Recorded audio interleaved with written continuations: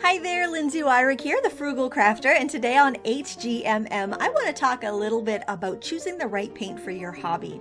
I know when the new year starts in the middle of winter, it's nice to stay indoors and try something new. Maybe it's painting with oils, watercolors, acrylics, or some other type of paint. So today I want to talk about the different types of paints there are for hobbyists and why you might want to use one over the other. Personally, my favorite is watercolors. I love watercolors because the process is very simple. Your paints are in a palette. All you have to do is apply them with a wet brush. You don't have to squeeze out tubes of paint. You're pretty much ready to go whenever you're ready to paint. You also paint on paper, which can be less expensive than canvases in some aspects. Sometimes it can be more, but for general purpose, it's a little bit cheaper to get into. Now, the downside to watercolors, of course, is that there is a big learning curve. It's probably one of the more difficult ones to start with, and framing your work can be a little bit more costly than the other types of painting, since you do need to mat it and put it under glass. The other thing with watercolors that you want to be aware of is that they're not as durable as other types of paint, meaning they're more susceptible for fading because the binder in watercolor paint is a little more fragile than the binder in oil or acrylics. So that's something to keep in mind. You'll want to definitely frame them under glass if you make a painting that you're really proud of, otherwise it could fade over time. And also it's much more susceptible to any moisture in the air or wet fingerprints or anything like that. So it's more of a fragile medium. But if you love the loose, flowy look of watercolors, I urge you to try them because, like I said, they're my favorites, and even with those drawbacks, I still find them so worth the effort to try. Now, another traditional type of painting that you're probably familiar with is oil paints. If you've ever watched Bob Ross on public television paint, he uses oils. And the nice thing about that method, if you're a beginner, is that it's a very intuitive step-by-step process and you can follow along and achieve wonderful results. So the only drawbacks to oils, well, there's a couple, and sometimes it's a positive and a negative. Oil paints take a long time to dry. They can be dry to the touch in as much as a week or longer sometimes. So in order to frame them, you really need to wait 6 months, varnish them, and then put them in a frame. The benefits to oils is that you have all kinds of time to blend and to work with your paint until you get it just right. Of course, it could lead to muddy paintings if you overwork it, but I find it very enjoyable to paint with oils because of the slow drying time. Now, modern acrylics, they're very popular right now, and if you go onto YouTube, you're going to find so many free tutorials using acrylics, and I think the new sip and paint party movement has really made acrylics very popular lately.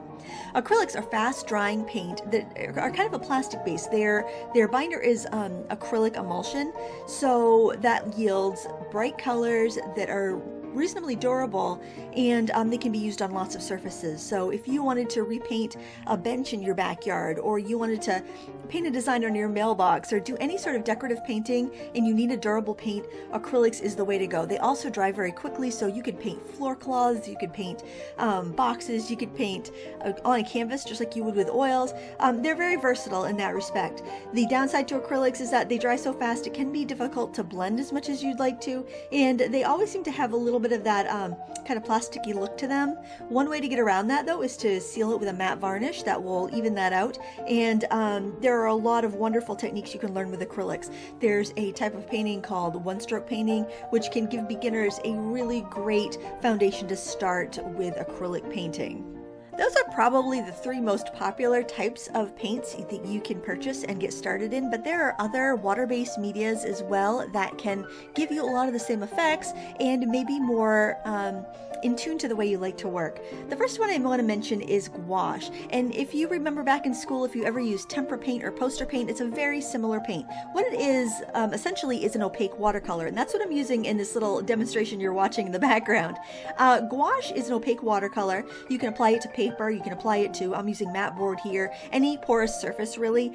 It would flake off of a regular primed canvas or anything slick, so you do want to kind of take that into account. But the nice thing about gouache is that you can do any of the techniques that you would learn in acrylics or oils, but you don't waste your paint if it dries on your palette. All I have to do is spritz my palette here with water, and I can reactivate that paint and use it until it's all gone, just like I would with watercolors. So it's a very economical paint to get started with.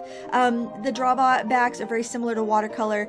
A lot of gouache is not light fast, because when you figure The binder in watercolor is gum arabic or aquazol. It's not as durable as acrylic or oil as a binder. All those little pigment particles are not protected like they are with those other binders, so it can be more susceptible to fading. Plus, since gouache paint has the addition of opacifiers, often it's like a chalk or a white pigment, that does also dilute the pigment particles out and make them more susceptible for painting. That's why gouache has been a favorite with designers, because designers would photocopy their work and they would be using those photocopies. So if you're someone who likes to paint and maybe reproduce the work for Christmas cards or greeting cards or anything like that, that may be a very good option. It's also great for using in your scrapbooks or art journals, because your books remain closed most of the time, so light isn't going to get in there and bother anything.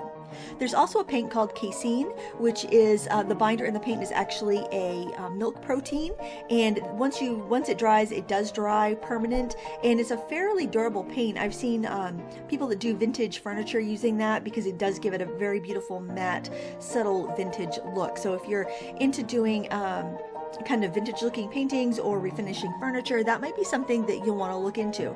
There are so many paint options nowadays that it has never been a better time to learn how to paint, and with all the free tutorials that you can find online, many on my channel, The Frugal Crafter, you will be all set. I want to thank you for watching HGMM, and until next time, happy crafting!